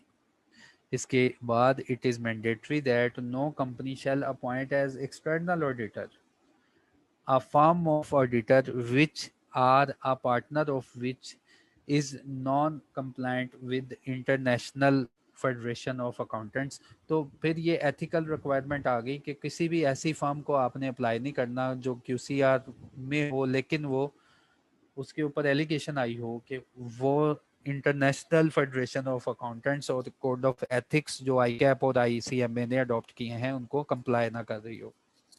फिर उसके बाद it is mandatory that board of company shall recommend the appointment, board of company shall recommend the appointment of external auditor. और ये हमने ऑडिट में पढ़ा था बच्चों कि बोर्ड ऑफ डायरेक्टर्स जो होंगे वो रिकमेंड करते हैं ऑडिटर को, लेकिन सिलेक्ट कौन करता है? जनरल मीटिंग करती है। तो यहाँ पे भी उन्होंने कह दिया कि ये हम लाजिम करार देते हैं कि सिर्फ और सिर्फ board of directors of the company, उनके पास इख्तियार है कि वो डायरेक्टर ऑडिटर को रिकमेंड करेंगे for a year and its remuneration as suggested by the audit committee. और इसकी रिम्यूनरेशन वो होगी जो सजेस्ट करेगी audit committee. And such recommendation shall include in the directors report. और ये सारी बातें आप अपने डायरेक्टर रिपोर्ट्स में लिखेंगे। It is mandatory that no company shall appoint its internal auditor to provide the services in addition to the audit except in accordance with the these regulation। फिर उन्होंने मैंडेटरी करार दे दिया कि बाज दफ़ा जो फर्म्स होती हैं ना वो टैक्स की प्रैक्टिस भी परफॉर्म कर रही होती हैं। उन्होंने फिर यहाँ पे मना कर दिया कि कोई भी कंपनी जिस फर्म से अपना ऑडिट करवा रही है उस फर्म से कोई भी कंपनी कोई और सर्विसेज नहीं लेगी। जैसे टैक्स की सर्विसेज ले ले, कोई और सर्विसेज ले ले, इंटरनल ऑडिट की फंक्शन की सर्विसेज ले ले।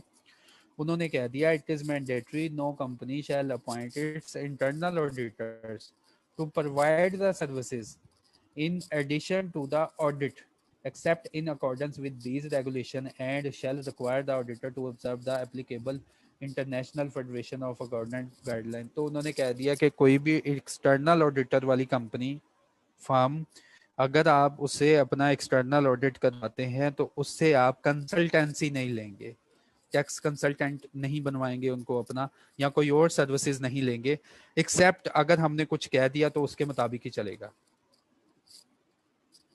उसके बाद it is mandatory that company shall ensure that the auditor do not perform the management function. ये तो दोबारा उन्होंने बात कर दी कि ये भी ख्याल रखा जाए कि जो एक्सटर्नल ऑडिटर होगा वो कंपनी का कोई भी ऑफिस होल्ड नहीं करेगा, कोई भी मैनेजमेंट फंक्शन परफॉर्म नहीं करेगा। फिर उन्होंने बताया ये भी लाजिम करार है कि no company shall appoint a person as external auditor or a person involve in the audit of a company who is a close relative. और फिर ये सोची समझी और पढ़ी हुई पहले से बात है कि कोई भी कंपनी, ये हमने पहले भी पढ़ा था एक्ट में भी, कोई भी क्लोज रिलेटिव जो है कंपनी का ऑडिट करने नहीं आएगा। फिर it is mandatory that every company require the external auditor to furnish a management letter to its board within 45 days of the date of audit report। तो हर कंपनी के ऊपर जिम्मेदारी बना दी गई कि एक्सटर्नल ऑडिटर जो है मैनेजमेंट लेटर फर्निश करे। जब आप ऑडिट में जाएंगे ना तो दो लेटर आप वहां पे पढ़ेंगे, एक होता है एंगेजमेंट लेटर और एक होता है मैनेजमेंट लेटर। ये दोनों ऑडिट से रिलेटेड होते हैं। तो मैनेजमेंट लेटर जो है वो ऑडिटर जो है प्रोवाइड करेगा इनको विद इन 45 डेज के अंदर। Rotation of auditors regulations, it is mandatory that all listed company in financial sector shall change their external auditor every 5 years। जो भी बैंकिंग कंपनी, जो भी एनबीएफसीज हैं, उनके ऊपर रिक्वायरमेंट है कि वो सारे के सारे अपने एक्सटर्नल ऑडिटर को विद इन 5 years में चेंज करेंगे। all interrelated companies institutions engaged in business of providing financial services, उन्होंने कह दिया ये सारे के सारे होते हैं फाइनेंशियल सेक्टर के लोग। shall appoint the same firm of auditor to conduct the audit of their accounts। तो उन्होंने कह दिया कि जो भी इंटर रिलेटेड फाइनेंशियल इंस्टीट्यूशन होते हैं, जैसे एक बैंक है, उसकी आगे कोई इंश्योरेंस कंपनी है, इंश्योरेंस की सर्विसेज भी परफॉर्म कर रहा है, तो कहता है इंटरनल रिलेटेड जो कंपनी है ना, वो एक ऑडिटर से भी अपना ऑडिट जो है करवा सकती हैं। फाइनेंशियल सेक्टर का मतलब है बैंक, एनबीएफसीज और वगैरह वगैरह। It is mandatory that all listed companies other than those in the financial sector shall at minimum rotate the engagement partner in every year। ये एक नई रेगुलेशन इन्होंने इंक्लूड की थी सेक्शन नंबर 33 में।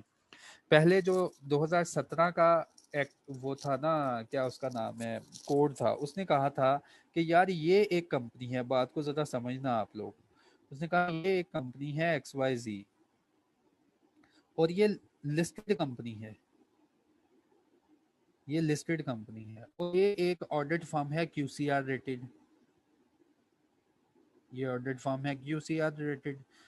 इसमें हमें पता है बहुत ज़्यादा पार्टनर होते हैं, जैसे QCR रेटेड की एग्जांपल ले ले, फर्गूसन है, उसके पास बहुत ज़्यादा पार्टनर हैं, क्वालिफाइड हैं। तो पहले ये था कि अगर कंटिन्यूस 5 सालों तक इस फर्म ने इसका ऑडिट किया लिस्टेड कंपनी का, तो छठे साल ये ऑडिट नहीं कर पाएगी। ठीक है, 2017 की ये रेगुलेशन थी। लेकिन अब की जो रेगुलेशन है ना 2019 की, उन्होंने कहा फर्म को चेंज करने की कोई जरूरत नहीं। तुम ये देखो एंगेजमेंट पार्टनर कौन है। एंगेजमेंट पार्टनर वो हमने ऑडिट में भी पढ़ा था, एंगेजमेंट पार्टनर के पूरी फर्म में से वो पार्टनर जो कि रिस्पॉन्सिबल होता है पूरी ऑडिट टीम को ले जाकर इस कंपनी का ऑडिट करने के लिए। तो अब की रेगुलेशन ये है, गौर से सुन लो, कि फर्म को चेंज करने की कोई ज़रूरत नहीं। 5 साल बाद आप सिर्फ और सिर्फ इंगेजमेंट पार्टनर चेंज कर लें तो काम चल जाएगा। लेट्स सपोज अगर पहले 5 साल इस इंगेजमेंट पार्टनर के साथ पूरी ऑडिट टीम जाती है, तो नेक्स्ट टाइम 5 साल गुजर गए तो छठे साल कोई और पार्टनर जो है ना वो जाया करेगा। ठीक है, तो ये रेगुलेशन एक चेंज हुई थी 2019 की, कि 2017 के और पिछले वाले जो कोड कहते थे, उन्होंने कहा था कि आप QCR फॉर्म ढूंढे और 5 साल तक आप उससे ऑडिट करवा सकते हैं।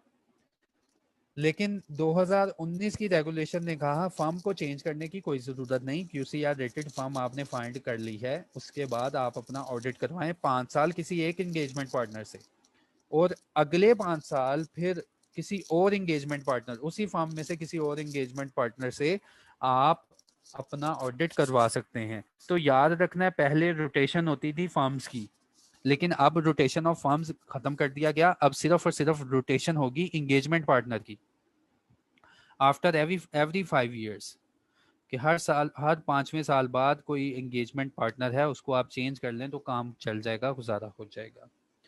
प्रोवाइडेड दैट, हाँ अगर कहता है, एक बात याद रख लेना, in case audit firm is sole partnership, सिर्फ एक ऑडिट फर्म है, उसमें सिर्फ एक ही बंदा क्वालिफाइड पर्सन है और वो QCR रेटेड है, then after the completion of 5 years वो फर्म चेंज करनी पड़ेगी। होपफुली समझ आ गया होगा। यहाँ तक मैंने सारा बच्चों आपको क्लियर करवाया कि जो अदर देन बोर्ड है, जिसमें CFO है, इंटरनल ऑडिटर है, जिसमें सेक्रेटरी है, इनकी क्वालिफिकेशन क्या होगी, ये कौन कौन से पर्सन होंगे। फिर मैंने यहाँ तक आपको बताया कि हमारा इंटरनल ऑडिट फंक्शन होता है, उसको कौन परफॉर्म करता है, उसको कौन हेड करता है, वो आउटसोर्स भी हो सकता है। फिर मैंने आपको बताया कि हाँ जी एक्सटर्नल ऑडिटर भी होता है, और एक्सटर्नल ऑडिटर जो है वो कौन हो सकता है और किससे ऑडिट करवाना है एक्सटर्नल ऑडिटर। और पहले ये था कि 5 साल तक अगर किसी ने ऑडिट कर लिया ना फर्म का, 5 साल तक किसी ने ऑडिट कर लिया तो दोबारा वो वाली फर्म लिस्टेड कंपनी के लिए अपॉइंट नहीं हो सकती। तो 2019 ने ये रेगुलेशन बना दी कि दोबारा जो है आप फर्म चेंज ना करें, सिर्फ इंगेजमेंट पार्टनर रोटेट कर ले तो काम चल जाएगा। ठीक है, तो कोई भी फर्म QCR रेटेड ऑडिट कर सकती है with same partner, engagement partner up to 5 years. तो 5 साल के बाद पार्टनर चेंज करना पड़ेगा। हाँ अगर ऐसी कोई सिचुएशन है कि जिसमें एक ही पार्टनर हो और वो QCR रेटेड फर्म हो, तो इन दैट केस 5 सालों के बाद आपने वो फर्म ही चेंज करनी है, इसके अलावा कोई हल नहीं। यहाँ तक ये क्लियर करवा दिया। अब बोर्ड की जो मीटिंग्स होती हैं, बोर्ड ऑफ डायरेक्टर्स और उसके मेंबर्स की जो मीटिंग होती हैं, उनमें जो एजेंडा आएगा तो चेयरमैन जो होता है बोर्ड का वो एजेंडा सेट करेगा और इंश्योर करेगा कि जो एजेंडा रखा है ये कितने टाइम में डिस्कस करना है और कितना अवेलेबल टाइम चाहिए इसको डिस्कस करने के लिए। जितने भी नोटिसेस होंगे, रिटर्न मटेरियल होगा, एजेंडा आइटम होगा, वो सर्कुलेट कर देने हैं at least 7 days before the date of meeting. ठीक है, तो यहाँ से याद कर लो कि जो डायरेक्टर्स की मीटिंग होती है उससे 7 दिन पहले आपने नोटिस वगैरह सर्कुलेट करना होता है। पता नहीं ये क्यों नहीं लिखने दे रहा। ठीक है, इन केस ऑफ इमरजेंसी आप नोटिस का पीरियड कम कर सकते हैं। Minutes of meeting, minutes of meeting हमने 178 और 179 में भी पढ़ा था कि चेयरमैन जो होता है वो मिनट्स ऑफ मीटिंग जो है बनवाता है और उसके ऊपर साइन करेगा, और इसके सिग्नेचर ही इस बात का सबूत होते हैं, काफ़ी होते हैं कि जो जो आपने प्रोसीडिंग में फैसला किया है वो फैसला इम्प्लीमेंट हो चुका। तो वो फाइनल वर्डिंग जब चेयरमैन मिनट्स बना लेगा, साइन कर लेगा, तो वो कंक्लूसिव एविडेंस होते हैं कि मीटिंग में ये बात डिस्कस हुई और इसके ऊपर फैसला ये हो गया। कंपनी सेक्रेटरी जो है वो बोर्ड का सेक्रेटरी होगा, जो कंपनी का सेक्रेटरी है वो बोर्ड का सेक्रेटरी होगा, यानी कि वो पर्सन जो कि एनुअल जनरल मीटिंग का सेक्रेटरी है तो वही बोर्ड का सेक्रेटरी होगा। डिसेंटिंग नोट का मतलब है कि अगर कोई फैसला हुआ जिसमें एक डायरेक्टर जो है वो रजामंद नहीं है तो वो अपना एक ना रजामंदी का नोट लिखे और सेक्रेटरी को बोले कि ये बात नोट कर लो कि मैं इस फैसले में इस तरह रजामंद नहीं हूँ। Where a director of a company is of the view that his dissenting note has not been satisfactorily recorded in the minutes of the meeting, the matter may be referred to the company secretary for appending such notice to the minutes. तो in that case अगर कोई director है ना किसी फैसले के ऊपर रजामंद नहीं हो रहा लेकिन मेजोरिटी ने वो फैसला कर लिया है, तो लॉ की रिक्वायरमेंट है वो वाला डायरेक्टर अपना डिसेंटिंग नोट लाजमी लिखवाए कि मैं in that case in circumstances में इस फैसले के साथ नहीं हूँ, लेकिन फैसला अप्रूव हो चुका है। ठीक है, तो ऐसा डायरेक्टर क्या करे, एक डिसेंटिंग नोट जो है वो मिनट्स के साथ लगवाए और इंश्योर करे और कंपनी सेक्रेटरी को बार बार याद करवाए कि ये वाला जो फैसला हुआ है या जो भी फैसला हुआ है मेजोरिटी ने किया, लेकिन मैं इससे रजामंद नहीं हूँ और क्यों नहीं रजामंद उसके लिए नोट लिखवाए।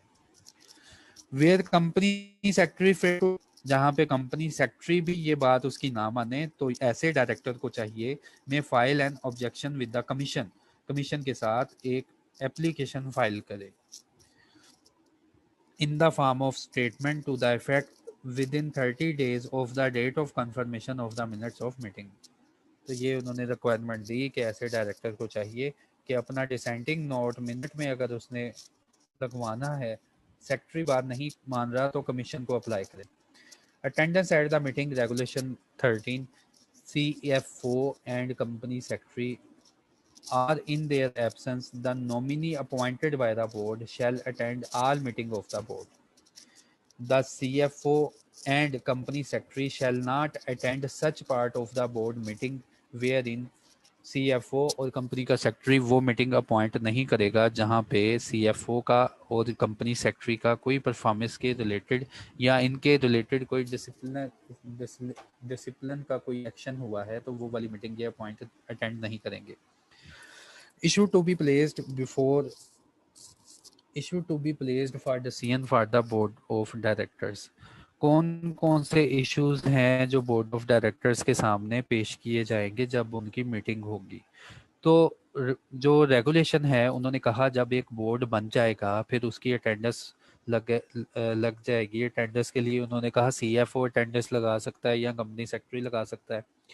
तो उन्होंने कहा एजेंडा आइटम में आपने कौन कौन सी बातें इंक्लूड करनी है। चेयरमैन के लिए रिक्वायरमेंट है कि CFO जो है हाईएस्ट रैंक ऑफ एम्प्लॉय, वो क्या करेगा, वो ये वाली इंफॉर्मेशन शेयर करेगा कि आपने अपनी मीटिंग में लाजमी इनके बारे में मुझे डिसीजन मेकिंग प्रोवाइड किया करनी है। वो वाले इवेंट्स कौन से हैं? सिग्निफिकेंट इश्यूज, जब भी बोर्ड आया करेंगे सिग्निफिकेंट इश्यूज के ऊपर इनके फैसले होंगे। जब भी बोर्ड आया करेगा रिलेटेड पार्टी ट्रांजैक्शन के ऊपर इनका कोई फैसला होगा। ठीक है, तो लॉ ने कह दिया, रेगुलेशन ने कह दिया, CEO तुमने इनकी मीटिंग से ये दो इश्यूज है ना, इनके ऊपर डिसीजन मेकिंग लिया करनी है। तो सिग्निफिकेंट इश्यूज कौन से हैं? सिग्निफिकेंट इश्यूज बच्चों एक डिटेल में बयान किए गए हैं, जो हमारी 19 है उसमें डिटेल में बयान किए गए हैं, ये आप खुद पढ़ेंगे। ठीक है, लेकिन चंद सिग्निफिकेंट इश्यूज मैं खुद पढ़ देता हूँ क्योंकि पीछे भी मैंने कहा कि आप खुद पढ़ लेंगे, आप यकीन करें खुद पढ़ लेंगे, लेकिन 3-4 सिग्निफिकेंट इश्यूज मैं ले आया कि यार ये वाकई ही आप खुद पढ़ सकते हैं, ये फाइनेंस से रिलेटेड है। CEO सॉरी, जब भी मीटिंग होगी बोर्ड ऑफ डायरेक्टर्स की वो ये देखेगा कि कोई सिग्निफिकेंट इशू तो नहीं अराइज हो रहा। लेट्स सपोज जैसे सेकंड नंबर पे है सिग्निफिकेंट इशू या फर्स्ट नंबर पे है significant issue, as soon as CEO foresee the risk of default concerning the obligation। पहला रिस्क उन्होंने कहा जी, जैसे ही CEO देखेगा ना कि हमारे पास कोई ऐसा रिस्क आ रहा है कि हम किसी बैंक को कर्जा वापस नहीं दे सकते, तो वो फौरन ये वाला जो मैटर है ना रेफर करेगा बोर्ड को कि आप इसके ऊपर कोई फैसला सुनाएं और इसके ऊपर अपनी अटेंशन दें। पहला सिग्निफिकेंट इशू। और दूसरा सिग्निफिकेंट इशू कि बिजनेस का प्लान क्या है, कैश फ्लो प्रोजेक्शन क्या है, फोरकास्ट क्या है और आपका स्ट्रेटेजिक प्लान क्या है। ठीक है, तो ये सारे इश्यूज आप पढ़ सकते हैं। तो जब भी बोर्ड ऑफ डायरेक्टर्स आएंगे उन्होंने कहा जी इनके सामने आपने सिग्निफिकेंट इशू रखने हैं और रिलेटेड पार्टी का तो मैंने यार डिटेल में एक चैप्टर लेक्चर लगा दिया इसके ऊपर कि रिलेटेड पार्टी ट्रांजैक्शन हमने कैसे अप्रूव करनी है और क्या होती हैं रिलेटेड पार्टी ट्रांजैक्शन। तो कहा कि दूसरा जो मेजर कंसर्न है बोर्ड का वो इनसे होगा रिलेटेड पार्टी ट्रांजैक्शन के ऊपर। फिर ऐसी प्रोविजंस मैंने कहा कि जिसके साथ मे का वर्ड यूज हुआ है, ऐसी सारी प्रोविजंस जिसके साथ इनकरेज का वर्ड यूज हुआ है वो आ जाती हैं नॉन मैंडेटरी रिकमेंडेटरी रिक्वायरमेंट में। तो रिकमेंडेटरी रिक्वायरमेंट में अब हमारा DTP भी चला गया। पहले DTP 2017 में इन्होंने इंपोर्ट्स करवाया था कि ये लाजमी था और ये मैंडेटरी था, लेकिन अब जो है ये DTP जो है ये रिकमेंडेटरी हो गया है। बोर्ड कहता है मैं रिकमेंड करता हूँ, मेरी बात माननी है तो माने, बोर्ड नहीं सॉरी एससीसीपी, माननी है तो माने, नहीं माननी तो आपकी मर्जी। लेकिन अभी याद रख लो ये रिकमेंडेटरी है, तो कोई पता नहीं कब ये जो है इन्फोर्स हो जाए। अगेन उन्होंने कहा डायरेक्टर ट्रेनिंग प्रोग्राम ये पहले हुआ करता था कंपलसरी, लेकिन जब से कोड 2019 आया है हम इसके साथ वर्ड यूज कर रहे हैं इनकरेज का। हम आपको इनकरेज करते हैं, कर लेंगे तो वेल एंड गुड, नहीं करेंगे तो आपकी मर्जी। तो सारे का सारा डीटीपी जो है ये उन्होंने करार दे दिया जी ये रिकमेंडेटरी है। तो डीटीपी अगर आपके पास 14 साल की एजुकेशन है और 15 साल का एक्सपीरियंस है तो डीटीपी तो करने की ज़रूरत ही नहीं है, ठीक है, फिर आप एग्जाम्प्ट हैं इस कोर्स से। पहली तो ये बात है कि डीटीपी कौन करेगा, कि जिसके पास 15 साल का एक्सपीरियंस है और 14 ईयर ऑफ एजुकेशन है उसके लिए डीटीपी रिक्वायरमेंट नहीं है। लेकिन इनके अलावा डीटीपी पहले सबके ऊपर इम्पोज था, अब डीटीपी की ये है परवींस यार, ये रेगुलेशन है। डायरेक्टर ट्रेनिंग प्रोग्राम देखो इसके साथ लिखा हुआ है इट इज इनकरेज डेट, मैं कहता जी इनकरेज करूंगा कि अगर 30 जून 2020 तक at least half of the director on their board ये ट्रेनिंग प्रोग्राम अचीव कर ले। ये उन डायरेक्टर्स की बात हो रही है जिनकी ना तो ग्रेजुएशन है और ना उनके पास 15 इयर्स ऑफ एक्सपीरियंस है, ठीक है, ये उनकी बात हो रही है कि वो सब डायरेक्टर्स मैं कोड कहता है इनकरेज करता हूँ कि वो डीटीपी प्रोग्राम के तहत ट्रेनिंग ले लें। फिर जून जो है 30/21 तक कहता है जी आपके बोर्ड जितने भी डायरेक्टर्स होंगे 75% वो इस ट्रेनिंग प्रोग्राम के तहत ट्रेंड हो जाने चाहिए। फिर जून 30/22 तक जितने भी बोर्ड ऑफ डायरेक्टर्स हैं वो इस ट्रेनिंग प्रोग्राम से ट्रेनिंग ले लें। फिर इनकी रिक्वायरमेंट थी कि उसने कहा मैं इनकरेज करता हूं कि जब भी आप नया डायरेक्टर अपने बोर्ड में रखें तो ये देख लें कि उसने डीटीपी किया हुआ है या नहीं किया। फिर उसके बाद उसने कहा कि एक ऐसा डायरेक्टर जिसका 14 साल का एक्सपीरियंस है और 15 साल की एजुकेशन है वो तो इससे एग्जेम्प्ट ही है। फिर उसने कहा कंपनीज को हम इनकरेज करते हैं कि वो at least 1 female executive every year, कि हर साल जो आपकी एग्जीक्यूटिव पोजीशन पे एम्प्लॉयज़ हैं उनको डीटीपी करवाएं। और हम इनकरेज करते हैं कि लाजमी एक फ़ीमेल को भी आप हर साल डीटीपी के थ्रू ट्रेनिंग दिलवाएं। एटलीस्ट 1 हेड ऑफ डिपार्टमेंट, और हेड ऑफ डिपार्टमेंट जो है उनको भी साल में उन्होंने कहा जी डीटीपी करवा दें, ये इनकरेज करते हैं हम। तो ये थी सारी यार रेगुलेशन जो कि मैंने आपके साथ अपने एनालिसिस के ऊपर पेश की। तो अब इसके ऊपर आपका कोई क्वेश्चन बनता है तो आप मुझे बताएं। तो होपफुली आज के लेक्चर्स में क्लियर हो जाएगा कि ये लिस्टेड कंपनीज जो होती हैं इनकी मैनेजमेंट क्या है, इनके बोर्ड ऑफ डायरेक्टर्स में कौन से लोग होते हैं और इनकी क्वालिफिकेशन क्या है और क्यों हमने ये कोड पढ़ा और सारा चक्कर क्या है। तो मैंने होपफुली मैंने आपके साथ आपको ये अच्छी तरह एक्सप्लेन किया। तो अगर किसी का कोई क्वेश्चन है ना तो काइंडली वो मुझे टाइप करे। अच्छा खालिद जवेद हो गया, ये भी हो गया। क्वेश्चन को गौर से सुना करें, हो सकता है कल को ये आपका भी कंसर्न हो। फर्म चेंज बैंकिंग कंपनी के लिए नहीं था आफ्टर 5 years। क्या क्वेश्चन आप पूछ रहे हैं? फर्म चेंज बैंकिंग कंपनीज के लिए नहीं था, नहीं, जो लिस्टेड कंपनीज है ना उनके लिए रिक्वायरमेंट थी कि आप जो है ना अपना जिस फर्म से आप ऑडिट करवा रहे हैं वो 5 साल बाद चेंज कर दी जाए, लेकिन अब वो रिक्वायरमेंट खत्म होगी, इंगेजमेंट पार्टनर चेंज करना है। अताउल्ला खान, इंगेजमेंट पार्टनर कौन होता है? ये मैंने ना ऑडिट में इनको पढ़ाया था कि इंगेजमेंट पार्टनर कौन होता है। एक फर्म में जो होते हैं ना बहुत ज़्यादा क्वालिफाइड लोग होते हैं, सीएमए और सीएस होते हैं जो ऑडिट कर रहे होते हैं कंपनीज का। तो इंगेजमेंट पार्टनर का मतलब कि जब भी एक कंपनी किसी ऐसी फर्म को कहती है कि हमारा ऑडिट कर दे, तो क्या सारी की सारी फर्म जो है जिसमें सारे के सारे पार्टनर बैठे हुए हैं, सारे के सारे पार्टनर बैठे हुए हैं, वो सारे के सारे पार्टनर उठ के जाके ऑडिट करेंगे, फिर रिस्पॉन्सिबल कौन होगा? तो ऐसा पार्टनर, उन सारे क्वालिफाइड पर्सन में से ऐसा पार्टनर, एक पार्टनर जो कि जिसकी तरफ से खत लिखा जाता है कि हाँ जी मैं इस फलानी फर्म से आ रहा हूँ अपना आपका ऑडिट करने के लिए और मेरे साथ टीम है, तो ऐसा ऑडिट जो है कह लो कि वो एंगेजमेंट पार्टनर होगा। Sir NGO engage PwC as external NPC Lahore as internal is legal according to the code of, देखिए कोड ऑफ कॉर्पोरेट गवर्नेंस यार एनजीओ के ऊपर अप्लाई नहीं होता। मैंने पहले पढ़ाने से पहले बताया था कि यार ये जो हम पढ़ने लगे हैं ना, ये किसी कंपनी के ऊपर अप्लाई नहीं होना, सिर्फ और सिर्फ लिस्टेड कंपनी की बात होनी है यहाँ पे। तो एनजीओ तो निकल गई ना वहां से, ठीक है। तो एनजीओ के साथ क्या हो रहा है और कौन उसका ऑडिट कर रहा है, कौन उसके इंटरनल ऑडिट में है, इसका कोई कंसर्न नहीं। बात ये करो कि हाँ जी ये लिस्टेड कंपनी है, इसके एक्सटर्नल ऑडिटर पीडब्ल्यूसी हैं और इसके इंटरनल ऑडिटर भी पीडब्ल्यूसी हैं, कोई ऐसी एग्जांपल निकाल के दिखाओ।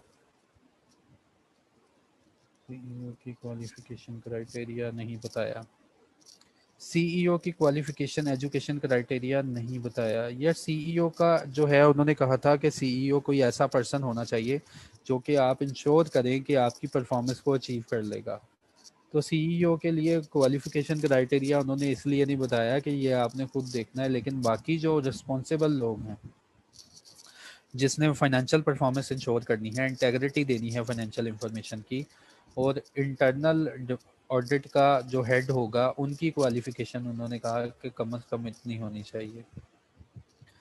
QCR रेटेड फर्म, कुछ ऑडिट फर्म हो रही होती हैं जो कि ऑडिट करती हैं।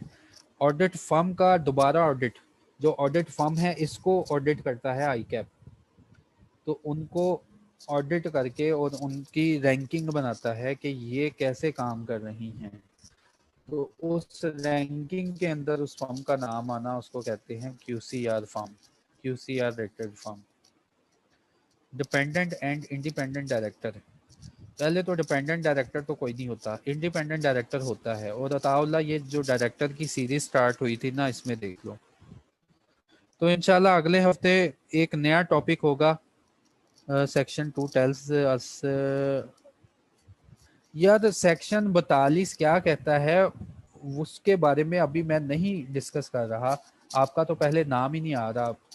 सेक्शन 42 आपने रेफर किया कि सेक्शन 42 जो है ना ये एनजीओ की ऊपर है। तो भाई मैं बात कर रहा हूँ लिस्टेड कंपनी के ऊपर।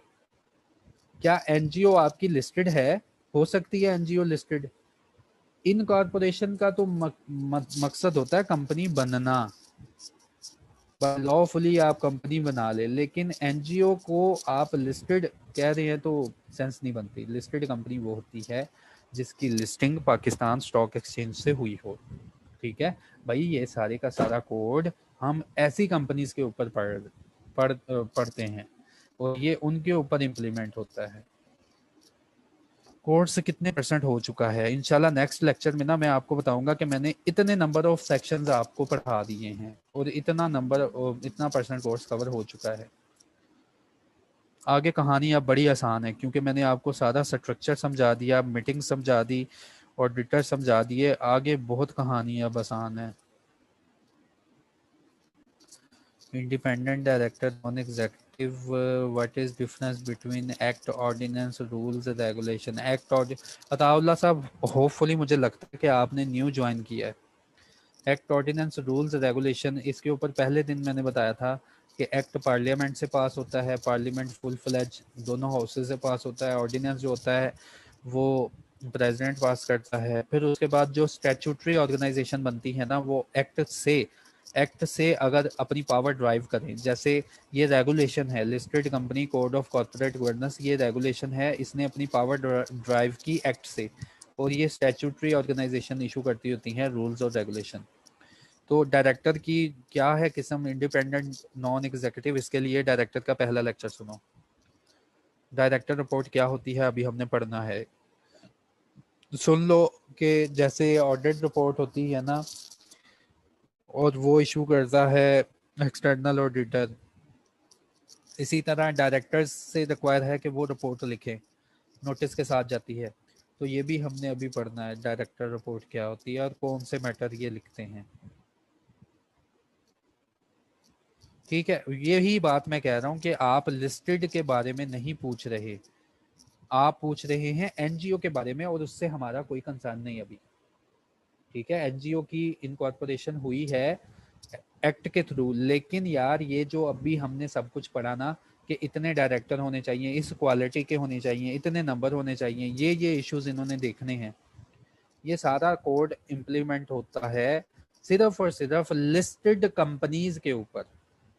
ठीक है, और उनके लिए रिक्वायरमेंट है कि आप 5 साल बाद अपना एंगेजमेंट पार्टनर चेंज करें, और उनके ऊपर रिक्वायरमेंट है, लाजमी है कि जिसने एक्सटर्नल ऑडिट करना है वो इंटरनल ऑडिट ना करे। अब आप यहाँ पे मुझसे पूछते हैं कि जो PwC है वो एक्सटर्नल ऑडिटर है एक कंपनी की, और वही PwC एनजीओ की, और वही PwC इंटरनल ऑडिट भी कर रही है, तो यार वो करने दें उनको, लिस्टेड तो नहीं है ना वो एनजीओ, और एनजीओ होपफुली लिस्टेड होती भी नहीं। कोई एग्जांपल निकाल के दिखा देना। डायरेक्टर से ज्यादा कमेटी में हो, हाँ जी, एक डायरेक्टर एक से ज्यादा कमेटीज में हो सकता है, हो सकता है एक डायरेक्टर एक से ज्यादा कमेटी में। जैसे इंडियन डायरेक्टर था, वो ऑडिट कमेटी में भी चला गया, फिर वही इंडिपेंडेंट डायरेक्टर आगे भी चला गया, ह्यूमन रिसोर्स कमेटी में भी आ गया। ठीक है, तो एक से ज्यादा कमेटी में एक डायरेक्टर जाता है। डायरेक्टर की क्वालिफिकेशन क्राइटेरिया उन्होंने बता दिया कि डायरेक्टर जो होते हैं ना उनकी क्वालिफिकेशन क्राइटेरिया ये है कि वो डीटीपी कर लें। ठीक है, उन्होंने रिकमेंड कर दिया, अगर डीटीपी नहीं करते तो उसका क्वालिफिकेशन क्राइटेरिया नहीं बताया डायरेक्टर का। लेकिन पहले क्वालिफिकेशन क्राइटेरिया इनका बहुत सख्त था। ये सख्त करने से ये हुआ कि जो जिनके पास ज़्यादा पैसे थे वो रिस्ट्रिक्टेड हो गए, वो उनका इंटरेस्ट जो है लिस्टेड सेक्टर से ख़त्म होता जा रहा था। तो इन दैट केस इसको फ्लेक्सिबल बनाने के लिए उन्होंने कहा हम यार आपको रिकमेंड करते हैं कि कर लो। ठीक है सर, रिस्क मैनेजमेंट का लास्ट पॉइंट, रिस्क मैनेजमेंट का लास्ट पॉइंट क्या था? अच्छा सर, एक कंपनी का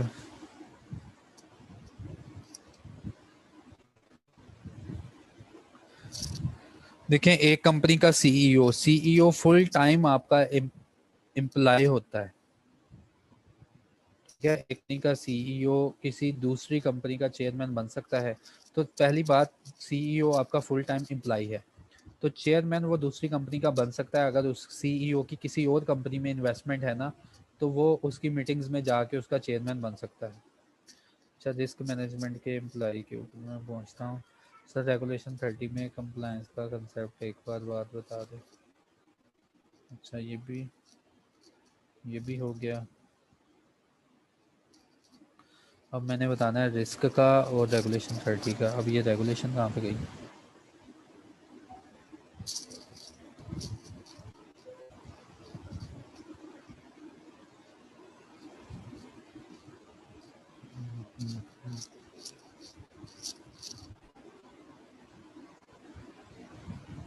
तो आज की स्लाइड्स में मैं ये सारी स्लाइड्स पेस्ट करूंगा, और इसके साथ जो रहा है ना रॉ फॉर्म में ये जो कोड है ये भी आपके साथ पेस्ट करूंगा। लाजमी एक नज़र देख लेना कि जो जो मैंने आपको रेफर किया कि यार ये कोड से एक बार देख लेना लाजमी, तो उनको एक नज़र देख लेना, आइडिया हो जाएगा।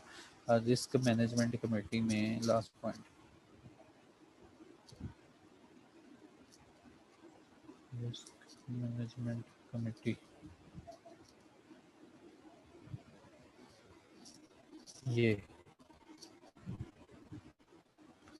लास्ट पॉइंट है। उन्होंने कहा appropriate extent of disclosures of companies risk framework and internal control system in the directors report.